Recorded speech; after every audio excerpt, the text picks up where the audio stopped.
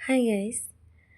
তো আজকে আমি একটা রেসিপি বানিয়েছি। সেই কথাই আছে না, যাকে যতই সুন্দর দেখতে হোক না কেন তার মধ্যে কিছু না কিছু কম আছে, আর যাকে যতই বাজে দেখতে হোক না কেন তার মধ্যে কিছু না কিছু ভালো জিনিস আছে। তো আমার এই এই রান্নার ক্ষেত্রে সেটাই হয়েছে। তো আমি ফুচকার দোকানের চাটনি যেটা হয়, তো ওইটা আমার ভালো লাগে, তো সেটা আমি বাড়িতে ট্রাই করেছি।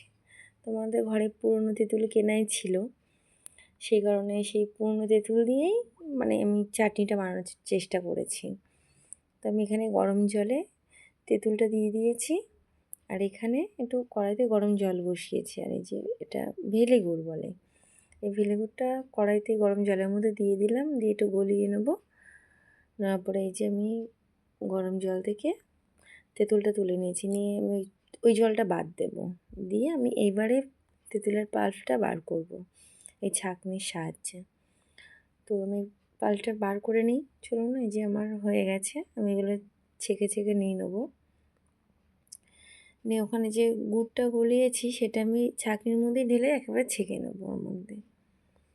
নিয়ে এই যে ভালোভাবে একটু নিলাম, নিয়ে দেখুন কালারটা কেমন এসছে। এবার এদিকে আমি একটু পাঁচফোড়ন ভেজে নেব। আপনারা চাইলে ঝালও দিতে পারেন, শুকনো লঙ্কা ভেজেও দিতে পারেন, তো আমি দিলাম না।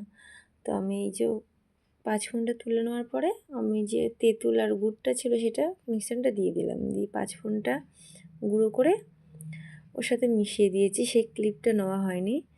তো দেখুন দেখতে কতটা সুন্দর লাগছে, খেতে অসাধারণ হয়েছে। তো আমার এই রান্নাগুলো যদি ভালো লাগে তা প্লিজ সাবস্ক্রাইব করুন, পাশে বেল আইকনটা প্রেস করুন। টাটা।